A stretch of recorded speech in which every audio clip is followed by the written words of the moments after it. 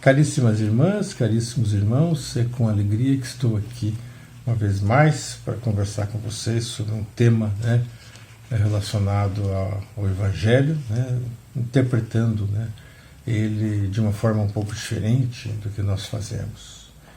Nós temos o tema Os Trabalhadores da Última Hora, em que há normalmente uma análise muito feita, baseada na reclamação que os trabalhadores das primeiras horas fazem sobre os da última hora, porque os da última hora são contratados com o mesmo salário dos que trabalharam o dia inteiro. Mas nós vamos abordar isso, nós vamos, olhando essa história, nós vamos falar um pouco dos trabalhadores de todas as horas, das primeiras horas, a evolução, até chegar ao nosso compromisso, que estamos na última hora. Mas antes disso, eu convido a todos para fazer uma evocação ao nosso Criador. Vamos elevar o nosso pensamento a Deus, a Jesus, o nosso Mestre, agradecer pela vida e pelo amparo constante em nossa jornada.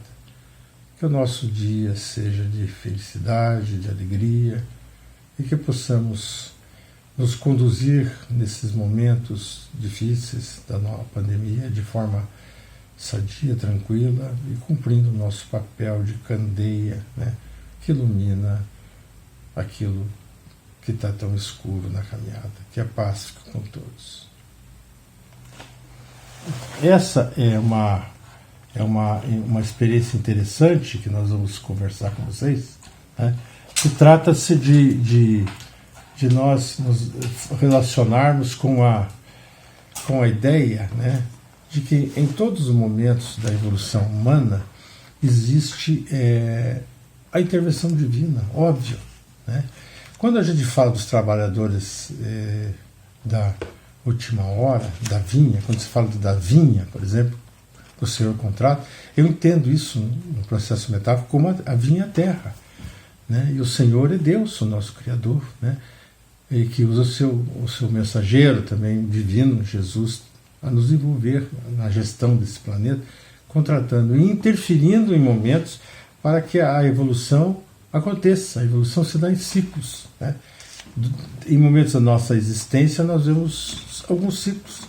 Eu sempre destaco um ciclo que eu acho interessante. Durante mais de 1000 anos a humanidade ficou meio que paralisada no desenvolvimento da ciência, em todos os sentidos, com a moral baixa, em combates o tempo inteiro. Embora já tivesse aqui a mensagem de Jesus. Eu estou falando que daí chega um momento em que vem o renascimento, alguns espíritos luminares, que eu chamaria de trabalhadores da vinha do Senhor, são reencarnados para fazer essa choque, essa mudança.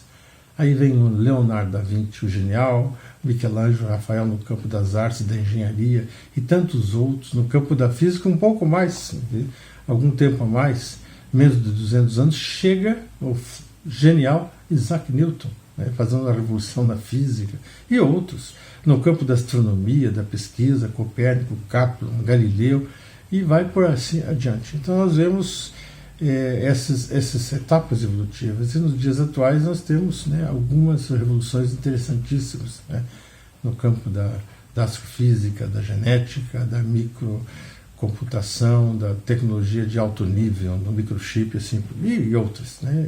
A gente pode ficar aqui o dia inteiro falando sobre isso. Então vamos conversar sobre esses trabalhadores das primeiras horas, falando um pouco do processo de evolução. Então eu citei que o processo de evolução é cíclico. Imaginem assim, os primeiros humanoides, quer dizer, na condição de espírito humano, reencarnados aqui, eram muito governados pelo instinto, primitivos, tinham que sobreviver.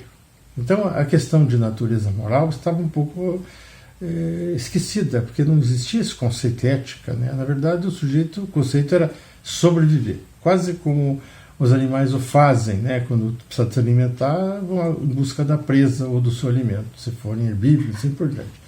Então, o homem aprendeu a caçar, a se defender dos predadores e a caçar.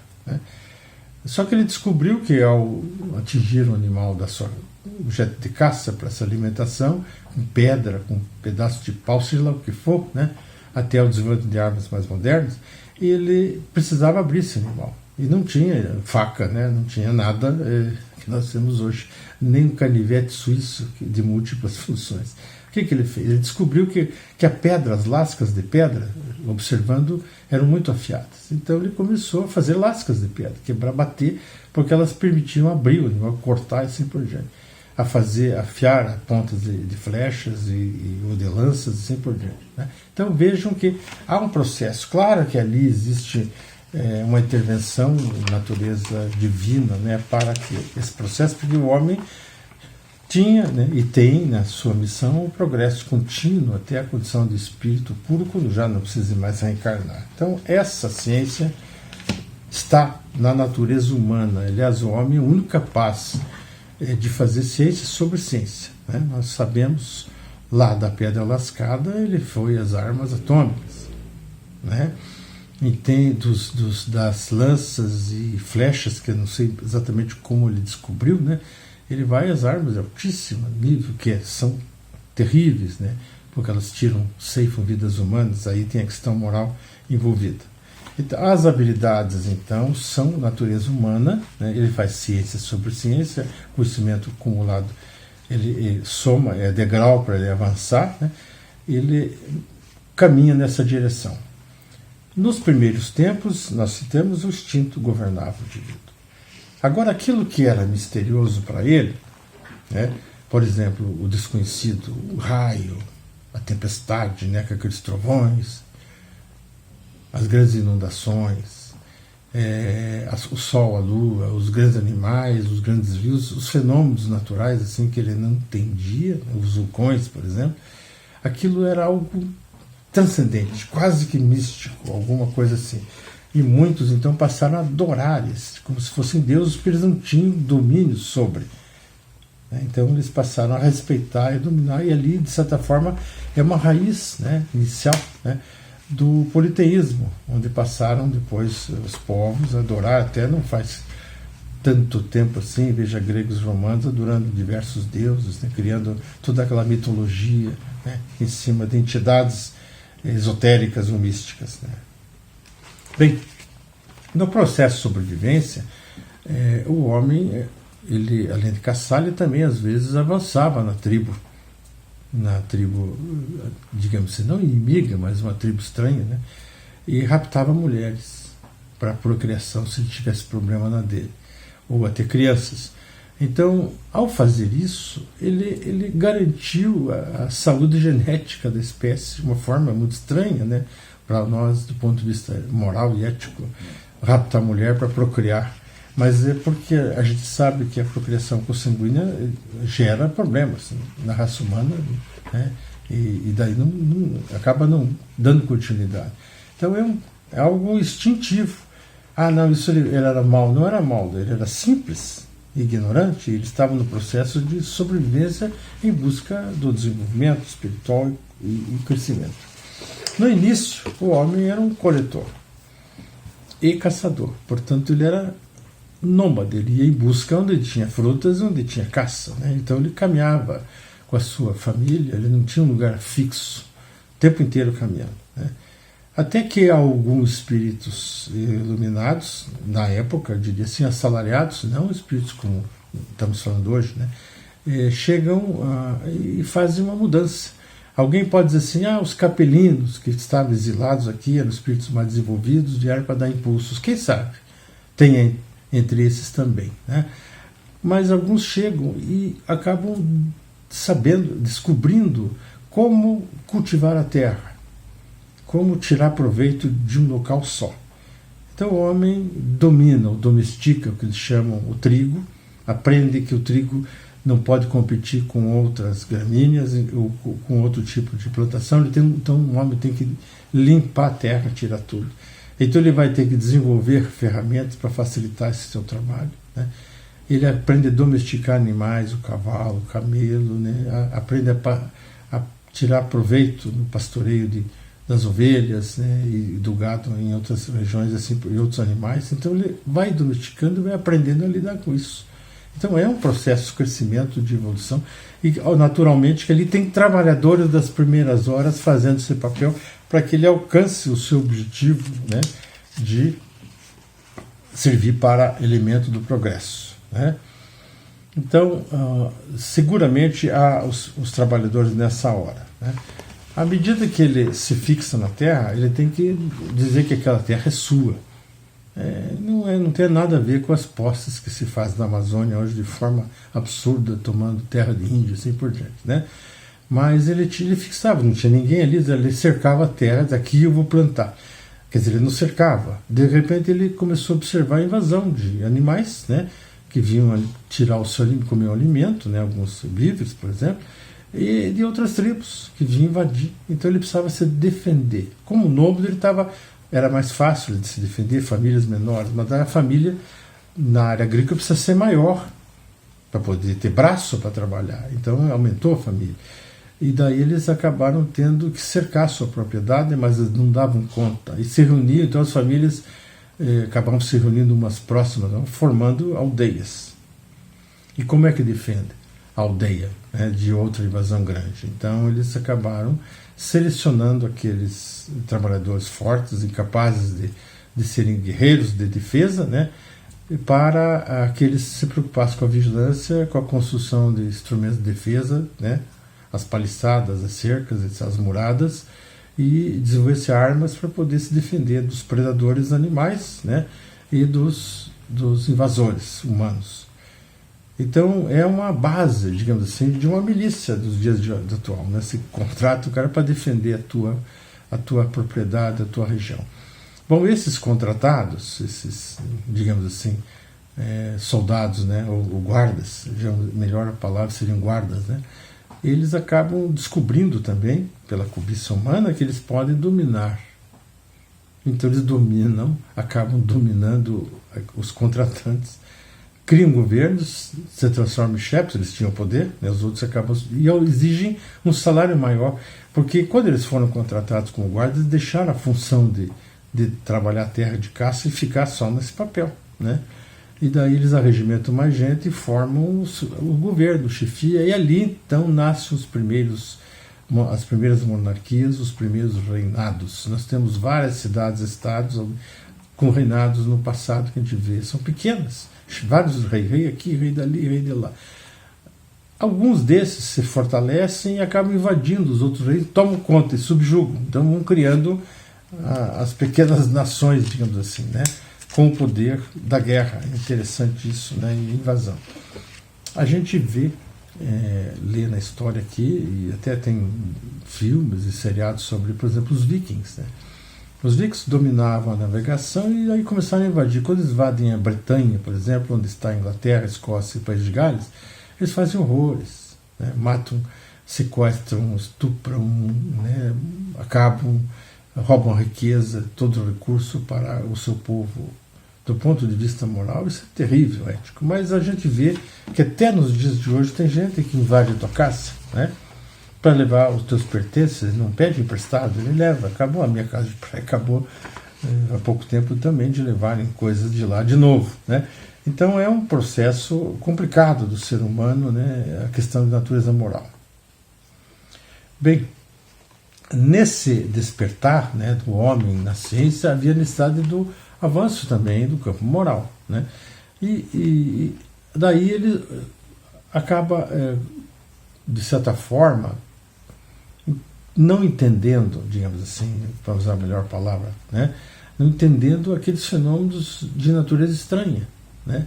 Por exemplo, os trovões, as grandes tempestades, né, os vulcões, as enchentes, tudo isso passa pelo indivíduo sem que ele domine, sem que ele conheça, né? Então transforma-se em entidade, né, de veneração. O Sol, a Lua, né, acaba sendo veneração. Ali é uma raiz, de certa forma, para o politeísmo, né? Vejam a mitologia grega e a mitologia romana, aqueles deuses, deus da arte, deus da guerra, deus da beleza, deus não sei do que, deus do mar, né, de toda a natureza. Então eles acabam criando esse tipo, até os nossos povos indígenas aqui na nossa América, por exemplo, adoravam, tinham seus cultos místicos das entidades, né, que são, de uma certa forma, mística para eles, né. Então é um momento em que o senhor da vinha, né, contrata novos assalariados para o despertamento espiritual. E daí chegam aqui, né, quem? Médiuns potenciais, né, com capacidade, né, extrasensorial desenvolvida e mediúnica, e se tornam então os chamados xamãs das aldeias, dos agrupamentos das tribos. Nós podemos chamá-los também de bruxos, feiticeiros, curandeiros, magos, pajés, assim por diante, palavra que queira, né, que lidavam com o transcendente, que tinham essa percepção e davam as consultas, os oráculos, né, e assim por diante. Então isso desperta no homem, assim, cria no homem um diferencial. Algo material que ele controla é algo que é transcendente, que ele não controla, que ele respeita e que tem medo, e que revenera. Então ali começa um início para um despertamento de moral, quando faz o homem ligar a questão da espiritualidade, né? Então algumas regras se estabeleciam, né? Era necessário um despertar.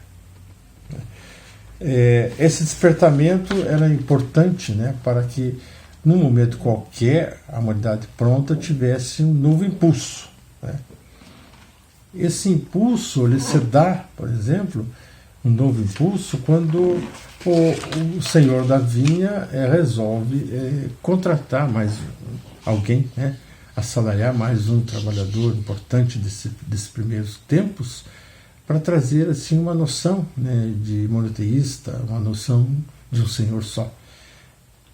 Lá no Oriente Médio, no Crescente, né, no chamado, nessa região ali, muito rica ainda por causa dos rios, Eufrates, etc., né, que tinha uma capacidade de produção melhor. Então, quem é que chega ali? Abraão, né, que ele falava com Deus, Elohim, né, e falava de uma terra prometida e começou a combater o politeísmo e assim por diante. Diz que Abraão viveu muitos anos, cerca de 175 anos, né? Mas era necessário que Abraão tivesse esse papel, né? Importante para começar a conduzir. Quer dizer, há um ciclo, há um momento em que você tem que fazer uma rachadura, né? Uma necessidade de rachar, né? Um pouco antes de Abraão, um outro indivíduo importante esteve aqui. Nós falamos nas cidades-estados, né? Nós falamos no Crescente Fértil, ali na região da Babilônia, e como as cidades começaram a crescer e as turmas e as pessoas, ou os indivíduos avançando sobre o próximo, não existia um limite de direito, eu tomo daqui, isso do mais fraco e assim por diante. Aliás, não é muito diferente hoje, né, tomar do mais fraco. Mas ali um rei, seguramente ele tinha um compromisso, né, tinha uma visão diferente. Hammurabi, né, era um rei babilônio que resolveu criar um código de leis para disciplinar o povo dele, que estava uma bagunça total, né. E ele cria um código com 282 leis, alguns postulados. Hammurabi, pelos dados assim, viveu entre 1792 a 1750. Esse Hammurabi tinha um código, né? Cria um código. Mas nesse código tem um bem conhecido, uma pena. A pena de talhão. Ou seja, aquela que nós vimos descrever, olho por olho, dente por dente. Ou se eu tomo de alguém, eu roubo um porco lá do meu vizinho, e ficava por isso mesmo, porque eu sou mais forte. Aí o código determinou de leis, então alguém fazia a avaliação, havia um julgamento, e aquele vizinho tinha direito a tomar um porco exatamente da mesma qualidade que o meu. Se eu tirasse a vida de alguém, aquele que é afetado daquela família tinha direito de tirar a vida de alguém da minha família, ou da minha mesmo, né? Então vejam que começou a criar regras para estabelecer uma certa disciplina, isso para regrar um pouco as relações humanas, para que o poder e a força não se estabelecesse como regra, né, constante, né? Então essas transformações se dão. Nós falamos de Abraão, em 1812 a 1637, então é uma época parecida, né, quando Hammurabi lá esteve aqui para conduzir seu povo e assim por diante. Até eu me enganei aqui, Abraão veio antes um pouquinho do que Hammurabi, né? Mas ali é 100 anos de diferença. Mais adiante, Abraão é o patriarca do povo, né? Digamos, árabe judeu, porque os filhos de Jacó e Isaac são que dão, pela história bíblica, né, essas nações, né? São os responsáveis pela nação. Mas, andando um pouco mais, nós encontramos um outro assalariado, chamado grande para nós espíritos, o primeiro revelador. Um médium de alto potencial que tinha um papel muito importante, né?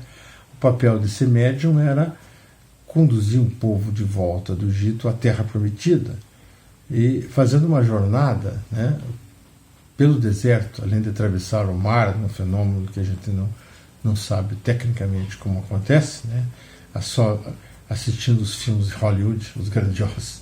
Mas ele chega lá, né, e depois, num momento qualquer, ele sobe o Sinai lá, né. Ele já estava velho, né, cansado, e lá ele recebe, de forma mediúnica, pirografado, digamos assim, esculpido na pedra, um código com 10 leis fantásticas. Entre elas, tem uma chamada não matarás. E todos os descendentes, né, das religiões vindas a partir de Moisés, né, que são os judeus, os cristãos e os muçulmanos, não dão bola para essa lei, né, para esse código fantástico. Então Abraão criou, teve essa importância genial, né, e era um trabalhador seguramente assalariado do Senhor, Abraão não, Moisés, né, de trazer essa lei, e também criou um código de leis humanas para poder disciplinar, que são passíveis de mudança com o tempo, né, para disciplinar o seu povo. Mas os 10 mandamentos ainda estão aí muito fortes. Mas o povo, a raça humana não se resumia ao Oriente Médio, aquela região, né? Havia civilização na Ásia muito intensa já, né? Muito antiga, né? Então, lá, nas bases do sul do Nepal, né, renasce um outro assalariado, que era um príncipe. Esse príncipe renuncia o trono, né, a seu direito ao trono, e sai em busca do caminho, do entendimento. O que ele fazia? Ele passou a pensar, a meditar profundamente para descobrir as causas do sofrimento humano, né, e depois encontrar caminhos para minimizar isso, e criou com isso todo um código, toda uma doutrina que é o budismo. Então é Buda, e o nome dele era Siddhartha Gautama. Esse cara é fantástico, é um missionário sem dúvida, e a sua doutrina, né, ela é forte até hoje, né, no Oriente, no Ocidente, na Ásia, quer dizer, e para cá, né. Em qualquer lugar tem templos budistas e gente muito dedicada a estudar e a reverenciar. São valores de natureza ética moral muito elevados. Isso deu lá por 600 e pouco antes de Jesus. Portanto, foi um meio termo entre Buda e Jesus, porque daí chegou a hora do Senhor assalariar para esse, né, que ia ter influência muito forte no Ocidente, né, no Oriente e no Ocidente, o maior deles, o Mestre Divino, Jesus, que aqui reencarna com uma missão fantástica, né, de trazer um esclarecimento novo, né, e um conceito muito interessante. Todo mundo pensava que ele vinha aqui como rei, né, para dominar, era o Messias, aguardado, já dito lá, né, pelos judeus, né, pelos hebreus, que viria o Messias. Todo mundo aguardava esse Messias. Quando ele chega, né, identifica-se como o Messias e todo mundo pensa que ele vai dominar o mundo, um rei. Mas ele diz assim, que o reino dele não era deste mundo, a casa do meu pai, né, não é daqui, né, lá no meu reino, as coisas, os valores adquiridos não enferrujam e não corroem, né, pela traça. Os que estão aqui, a riqueza, sim, a riqueza material. Então esse é um ensinamento genial do Cristo, que pouca gente entende. O Cristo serve de base para a fundação da religião cristã, né, e as suas vertentes, e tem muita gente ainda acumulando riqueza que a traça e a ferrugem corrói, né? Então é incrível, né, As doutrinas são fantásticas, os homens é que são os grandes problemas, né? Então Jesus também traz um outro mandamento, o mandamento da lei de amor. Quer dizer, ele faz uma mudança, ele fala da vida espiritual, dos valores espirituais, assim por diante, né? De uma forma genial. Quer dizer, o Cristo cumpre então um papel, né, de fazer, né, uma revolução e desenvolver a moral mesmo. Ali é um grande passo para o crescimento, e ali sai a moral, a chamada moral cristã, né? Mas ele não estava sozinho, né? Ele precisou de alguns auxiliares. Então ele convoca, né, 12 trabalhadores, entre a gente simples, alguns mais letrados, outros muito simples, né, abrutalhados, né, pescadores e gente ali da região, que são os 12 apóstolos que vão com ele, segue o seu caminho, né? E Jesus também se sacrifica, né, a ser a cruz, para que a sua mensagem fique consolidada. Para ele foi algo razoavelmente difícil, né, de fazer, mas aquilo ficou consolidado na sua jornada, né? Então, como base de salvação, todo mundo diz que Cristo se sacrifica à morte para salvar os seus povos. Eu acho que a salvação é a sua mensagem, né? São os seus valores, aquilo que deixa como evangelho para a gente seguir, que é de fato o que salva o indivíduo que caminha por esse evangelho, né? Mas entre esses trabalhadores da época de Jesus, né, tem um, né, que não conheceu pessoalmente Jesus, né, mas ele é genial, é um apóstolo, é o 13º apóstolo. O Saulo, aquele doutor da lei, né, que combatia os cristãos e que vai em direção a Damasco, caminha em direção a Damasco para quê? Para perseguir cristãos. Lá tem Ananias, que era um líder, ele queria prender o indivíduo, né?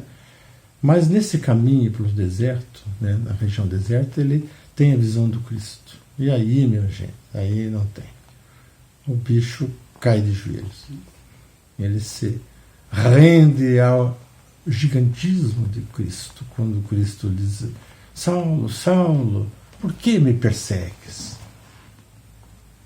Aí ele não podia, né? Ele rendeu-se.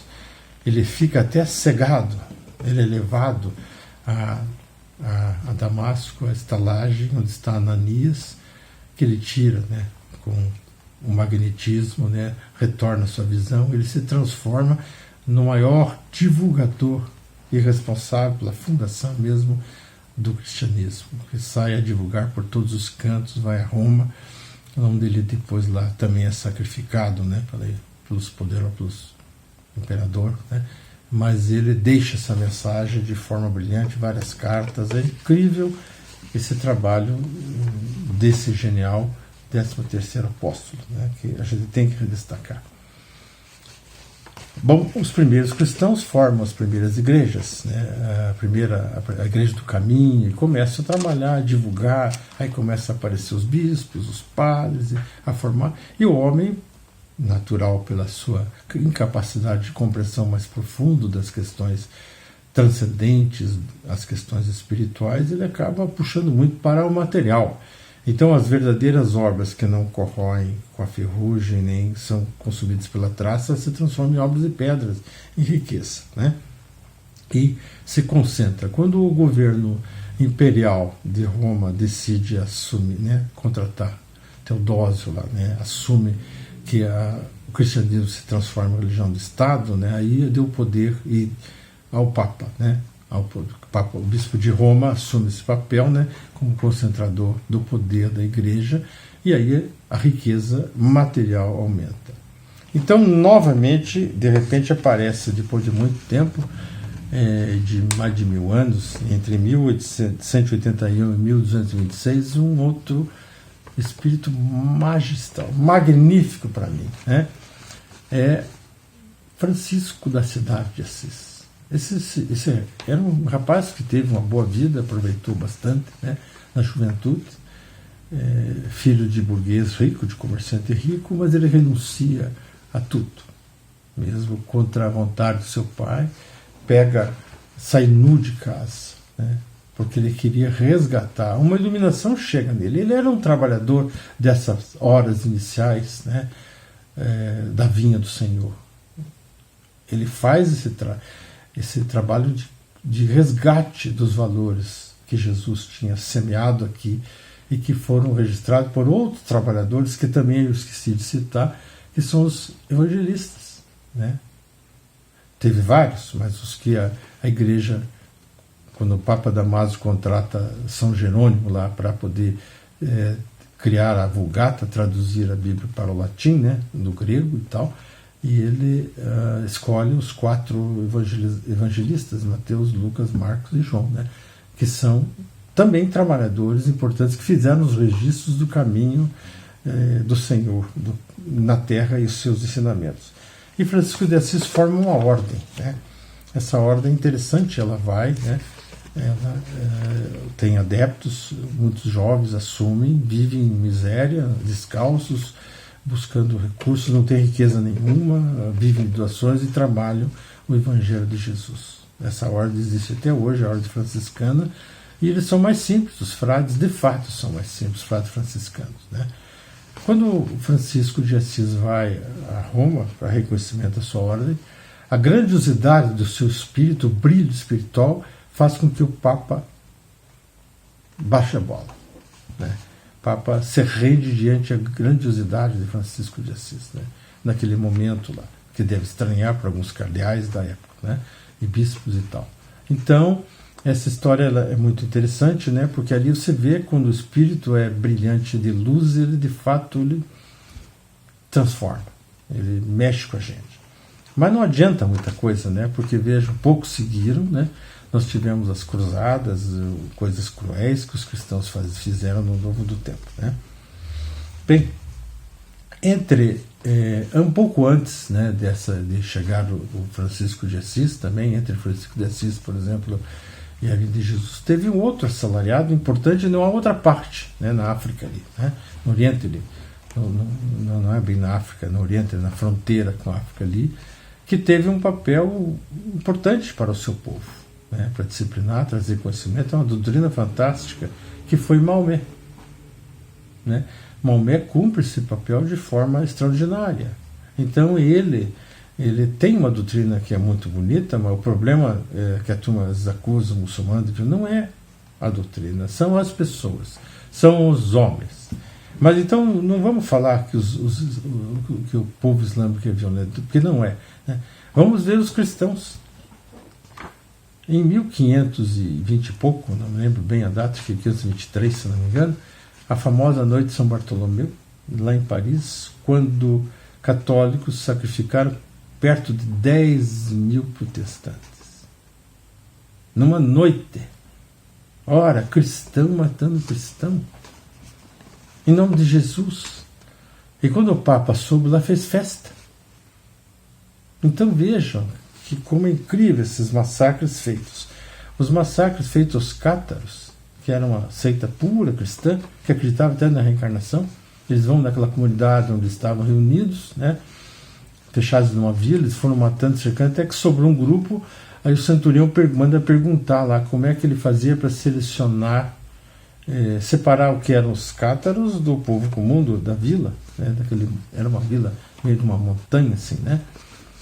Aí a ordem que vem da igreja lá é: matem todos, porque lá no céu Deus separa. Quer dizer, é terrível. E olha, lá Moisés já escreveu: não matarás. Jesus enfatiza a lei de amor. Então veja como não tem jeito, né? Então há necessidade constante de uma intervenção divina, um aprimoramento, né, para a humanidade receber, né, incentivos, receber impulsos de avanço. Chega um momento, então, Jesus é a segunda revelação, grande revelação, fantástica, talvez a maior mesmo, né? Aí chega a terceira momento de dar um novo ciclo, um impulso. Porque João, o nosso apóstolo jovem João, evangelista, ele escreveu lá, né, que Jesus tinha dito que quando a humanidade tivesse preparada, ele encaminharia para cá um consolador. Esse consolador tinha o papel de revelar questões novas, né, e reforçar as existentes. Quer dizer, ele dá incentivo, valor no Evangelho e trazer novas revelações, novos valores. Só que para você mandar um revelador aqui, você precisa preparar. Né? Trazer um consolador, você tem que, de certa forma, criar um preparo. Então começaram, de certa forma, o homem estava já no desenvolvimento industrial acentuado, né? Intelectual bastante, né? Discutindo questões da filosofia, estava muito racional, e começaram a aparecer fenômenos mediúnicos. Então são assalariados médios de efeitos físicos fantásticos para que cumpriram o papel de despertar o homem para a realidade do espírito. Então ali começou a chegar então a necessidade de despertar o homem para a realidade do espírito. No final dos anos 1700 já aparece um sujeito que era culto no gênio de Minas, né, lá na Suécia, Emanuel Swedenborg, que tinha um poder extrasensorial fantástico, ele fez visões, ele tinha desdobramentos, então, e trouxe à luz, né, conhecimentos dessa natureza. Ele foi contestado, né, várias vezes, e ele só escreveu assim: não importa o que digo, eu só sei que vi o que vi.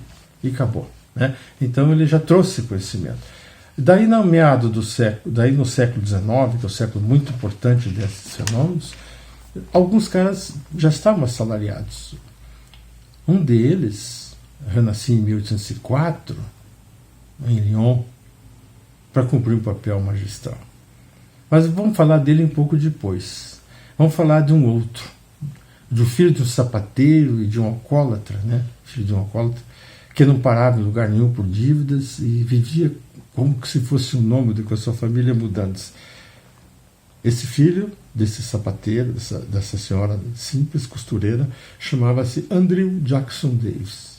Um rapaz fantástico, de valor moral alto e uma mediunidade extraordinária. Né? Antes do Jackson Davis, ele, da juventude, né, ele se aproxima de fenômenos de magnetismo, né, vendo aquilo, assiste e tinha o poder de se magnetizar de forma extraordinária, fez desdobramentos, tinha um poder mediúnico de visão magistral, ele via os órgãos como se fosse uma máquina de raio-x, ajudava médico nas consultas, mas ele teve um papel muito mais importante, um papel moral, né? Ele mesmo iletrado praticamente, ele disse que só fez um ano básico da escola, 1 ou 2 anos só, e lia um livro só, mas ele recebia mensagens, e aí um médico e um reverendo com ele anotavam o que ele ditava e o outro conferia, e assim eles fizeram várias obras. Uma delas tem 800 páginas sobre conhecimento científico avançado que ele não tinha nenhum. Então ele traz esse momento. Esse Andrew Jackson Davis se descobriu depois da sua morte, muito tempo, né, um papel em os seus documentos que estava escrito assim: nesta data está acontecendo, os fenômenos acontecem, aquilo que estava previsto acontece.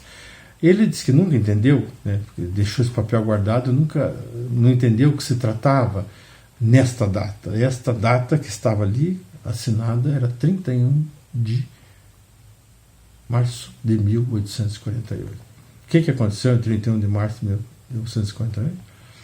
O famoso advento do moderno espiritualismo com os fenômenos na casa dos Fox, né, onde a senhora Fox, a mãe de família, acaba por um processo, né, de tipologia, né, por medo e tal, etc. Ela acaba se comunicando com uma entidade espiritual por batidas, que dizia ter sido um espírito de um caixeiro viajante que morava naquela casa e foi assassinado pelos antigos moradores. Muitos anos depois, ao desmontar essa casa, viram um esqueleto por lá, né? Então, as médiuns que providenciaram que tinham esse poder, não era a senhora Fox, mas suas filhas, né? Kate e Margaret Fox. Então, esse fenômeno ficou tão conhecido, atravessou o Atlântico, ficou muito forte. Mas nessa mesma época já existiam também os fenômenos das mesas girantes nos Estados Unidos, né? Então o pessoal se divertia. É a tal da mediunidade do copo, lembra? Você pegava um copo assim, virava de bruços, punha o dedo em cima e tal, ele ficava movimentando. Portanto, aqui no Brasil se fazia isso nos anos 70 e causava, porque vinha coisa que causava medo, né? Então eles criaram até uma tábua, a tábua Ouija, né? Tem uma mesa giratória com furo, você punha o dedo, onde ela girava em cima do alfabeto e ia escrevendo palavras. Mas a da senhora Fox começou assim: se tiver alguém aí, bate uma batida, se tiver não, duas, assim, começou a escrever, e não tinha ninguém influenciando em volta. Então ali é o advento do moderno espiritualismo muito forte, né, nessas questões. Mas aquele era fenômeno. O pessoal começou a fenômeno e brincava com os fenômenos, né, que eram fortes. Esses fenômenos atravessam o oceano e vão aos salões da Europa também, né. Era muito comum lá em Paris, em Londres, ter esses fenômenos, e outras cidades também. Mas esse sujeito nascido lá em Lyon, né, ele tinha um alto salário, digamos assim, né, e um compromisso nesse planeta. Ele primeiro para se preparar. Então ele foi educado, né, na Suíça, Instituto Yverdon, né, lá em Yverdon, pelo Pestalozzi. Então lá ele tem uma formação diferenciada. Aí ele veio, estudou, ele foi um professor, ele foi escritor de vários livros do ensino médio, né, era bem reconhecido, foi tradutor, trabalhou como contador. Aí chegando na média idade, no torno dos 40 e poucos, ele começou a estudar magnetismo, né, por aí, junto com Fortier e outros magnetadores, e é um campo já, digamos assim, do transcendente, porque não se trata de uma ciência, né, medida, é uma transfusão de energia do teu elemento vital para o outro, né? Então já é um campo digamos assim, do campo do esoterismo, né? E ele começou a tratar, isso faz um despertar nele, né, diferente. Até que um dia ele é convidado, desafiado a participar de uma sessão, né, na casa da senhora Prene Maison. Ele demorou para aceitar esse convite, mas ele vai. E quando ele vê aqueles fenômenos, né, aquelas perguntas, aquelas brincadeiras, e sendo respondidas de uma forma, né, por mês e assim por diante, ele tem um despertar da curiosidade diferenciada. Ora, isso aqui, o que é isso aqui, né? Ninguém dava muita profundidade. Quando o indivíduo não tem profundidade, ele vê, não entende aquilo e aceita, né? Entende? Mas quando o indivíduo tem profundidade, ele para e pensa: opa, o que está aí?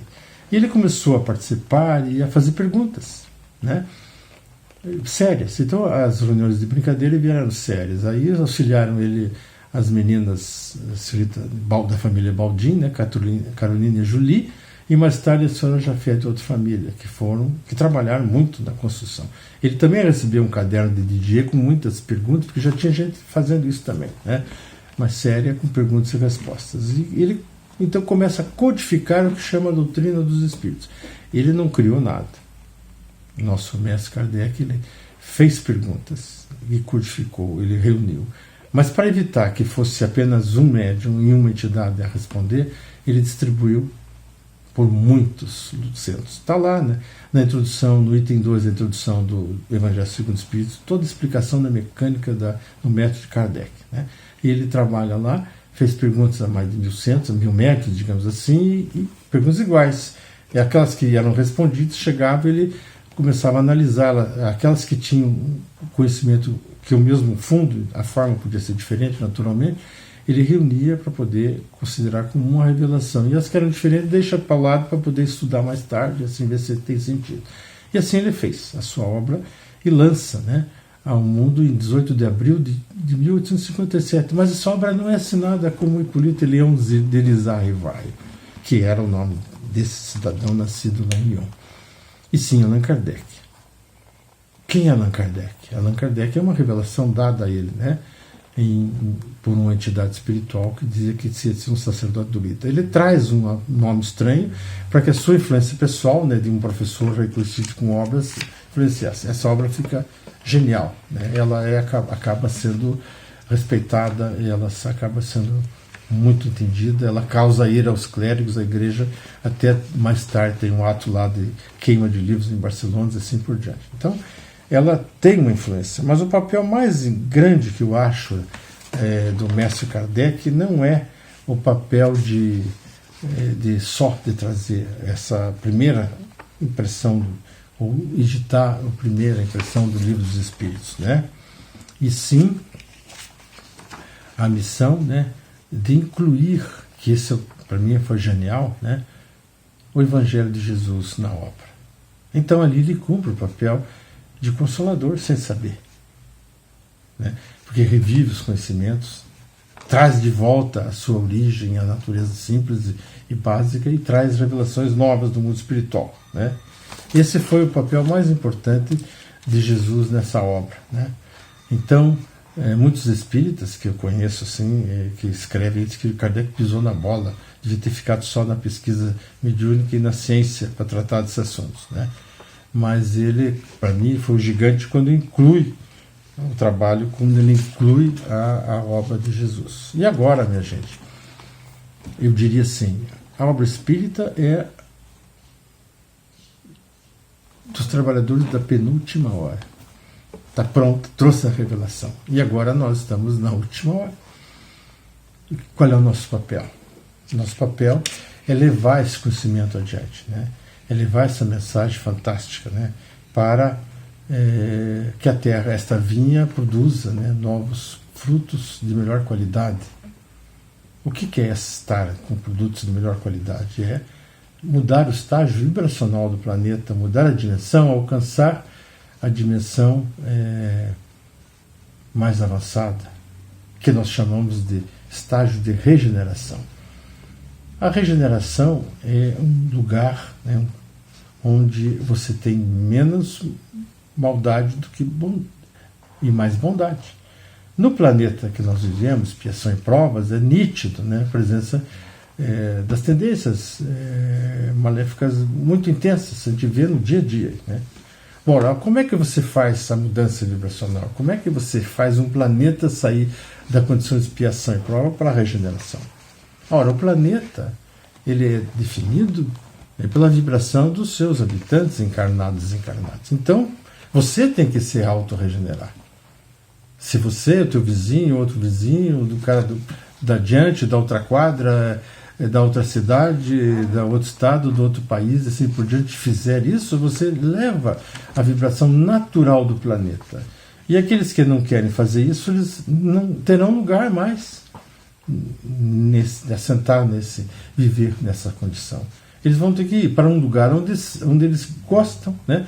Onde seja compatível com as vibrações e com os seus costumes. Então, é importante passo fazer esse trabalho. E a autorregeneração, ela implica em reconhecer, olhar no espelho e ver, né? Com todo o conhecimento que nós temos, você sabe exatamente as virtudes que precisam de ser desenvolvidas, os maus hábitos e defeitos que precisam ser minimizados ou até eliminados, se possível, né? E quando você faz isso, você passa a ser um exemplo. As pessoas começam a olhar para você diferente. Ele mudou, cara. Você veja, rapaz, ele está mais legal. Você vê, o que aconteceu? E parece que ele é mais feliz. Vamos seguir o exemplo. Quer dizer, você te torna um exemplo contínuo nesse processo. E você daí passa a fazer a difusão disso, a ensinar, a orientar, a dar esse conceito novo, né? Porque daí você está na última hora, né? Você tem essa missão importante. E agora a gente começa a entender por que a remuneração de nós que estamos na última hora vale a mesma daquelas que estavam trabalhando muito mais tempo. É porque é muito mais importante agora o teu trabalho. Ele é muito mais importante agora para que o mundo faça essa transição, né? Nós vemos hoje o que? Falta de fraternidade e compaixão, mesmo na pandemia, né? Nós vemos a exacerbação do egoísmo. Quando se anunciou aqueles primeiros fechamentos, né, de comércio e tudo, muita gente correu rapidamente a supermercados, a mercados, fazer estoque. Correram e compraram máscara sem precisar fazer máscara cirúrgica que precisa fazer estoque. A fazer estoque de tudo. O que é isso? Isso chama-se uma exacerbação do egoísmo. Primeiro os meus, primeiro a mim, os meus, depois os outros, sobrar, né? Então, no mundo regenerado, há mais fraternidade e compaixão, menos egoísmo, preponderância do espiritual sobre o material, né? O ser bom passa a ser natural. Ninguém precisa ter vergonha de ser bom, né? Como tem gente hoje que se fica envergonhado, né? Quanto que falta para essa condição? O que falta para nós? Se nós achamos que somos os escolhidos para viver no mundo da regeneração, então, olhe quanto falta a você. Quanto falta para nós. Então é preciso sair ao trabalho, né? Não basta ter crença, conhecer toda a doutrina, conhecer toda a Bíblia, o Evangelho de Jesus de cor, né? E toda a obra espírita de cor e as obras assim, secundárias. Não adianta nada. O Brasil, ele foi beneficiado, né, com a doutrina espírita de uma forma diferente. Ele saiu do campo científico e incluiu, né, o desenvolvimento do Evangelho na obra espírita, né? Alguns autores espirituais, através de outros trabalhadores salariados, deixaram aqui informações relevantes, como André Luiz, Emmanuel e tantos outros espíritos que vieram através de Ivone, de Chico, e gente genial aqui, e os que estão com a palavra, como o Divaldo e tantos outros, né? Então nós temos todos os requisitos, nós temos tudo à nossa disposição. O que falta, gente? Falta pôr a mão na obra, falta tirar o traseiro do sofá, cara, e ir à luta, ir ao campo. Eu, por exemplo, estou falando para mim mesmo. Você acha que eu estou também sou acomodado no sofá? Então é essa oportunidade de falar sobre esse assunto, esse despertamento que me deu para falar sobre os trabalhadores de todas as horas do Senhor, me propicia a fazer uma autoanálise também. Ora, meu Deus, desse jeito que eu estou, eu não vou merecer estar no mundo da regeneração. Eu e muita gente, né? Então nós somos os trabalhadores assalariados. Não há como fugir disso, né? Vejam as estatísticas mundiais, minha gente. Nós vivemos num país com uma, né, desigualdade terrível. O Brasil é considerado o segundo país mais concentrador de renda no mundo. O primeiro é o Catar. O Brasil, 28,3% da renda total está na mão de 1% das pessoas. E no Catar é 29%. A diferença é mínima. Mas lá nós sabemos por quê. E aqui? Né? Então, são os emílios concentradores do petróleo, da riqueza lá. Né? E aqui? Então, o que precisa para você fazer isso? Quais são as variáveis da desigualdade? Quer dizer, com desigualdade desse jeito não é mundo de regeneração. Falta de dignidade. Né? Então, as variáveis são educação, saneamento, saúde, renda e outras. Né? Então, quando você cita essas mudanças, né, você não está questionando aqui políticas liberais, ultraliberais, políticas sociais, políticas comunistas, nada disso. Você está dizendo assim, como é que nós chegaremos a dar dignidade a todos os irmãos? Se eu moro num apartamento grande do lado, num prédio sofisticado, chique, no condomínio, do lado mora um favelado, né, ali vivendo em sofrimento, né, você veja aquele fedor daquele esgoto que não está céu aberto, etc. Como é que eu posso viver tranquilo olhando aquilo? Mas muita gente vive. Né?